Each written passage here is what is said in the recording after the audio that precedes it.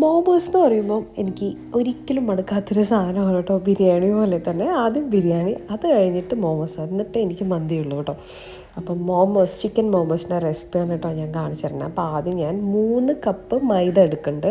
All purpose floor എന്ന് പറയും. മൈദ wheat എടുക്കുന്നതിനേക്കാളും മൈദയായിരിക്കും കുറച്ചുകൂടെ ടേസ്റ്റ് ഉണ്ടാകുന്നത്. അപ്പോൾ മൈദ എടുത്തിട്ട് 3 കപ്പ് മൈദയ്ക്ക് 1.5 കപ്പ് വെള്ളം, ചെറു ചൂടുവെള്ളം ചേർത്തിട്ടാണ് കേട്ടോ ഞാനധികം ഉപ്പ് കുറച്ചേ ചേർത്തിട്ടുള്ളൂ.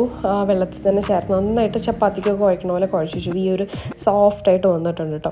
എന്നിട്ട് ഞാൻ കുറച്ച് ഒലീവ് ഓയിൽ അതിൻ്റെ മുകളിൽ ഇട്ട് വെച്ചു. നമ്മൾ ചപ്പാത്തി മാവ് പോലെ തന്നെ ഇട്ട് വെച്ചു. കുറച്ച് ഒരു അരമണിക്കൂർ വെക്കുക കേട്ടോ. അപ്പോൾ കുറച്ചുകൂടി സോഫ്റ്റാകും. പിന്നെ ഡ്രൈ ആയി പോരുത്, പ്രത്യേകം ശ്രദ്ധിക്കണം. അപ്പോൾ ഞാൻ ഒരു സവോള, പിന്നെ കുറച്ച് പച്ചമുളക്, എരിവിനനുസരിച്ച് ഗാർലിക്, ജിഞ്ചർ, ക്യാബേജ്, സ്പ്രിംഗ് ഒനിയനും ക്യാബേജാണ് അതിൻ്റെ ടേസ്റ്റ് വരുന്നത് കേട്ടോ ശരിക്കും ഒരു മോമോസിൻ്റെ. അപ്പോൾ ഞാൻ ചോപ്പറിലിട്ടിട്ടൊന്ന് ഇതേപോലെ ചോപ്പ് ചെയ്ത്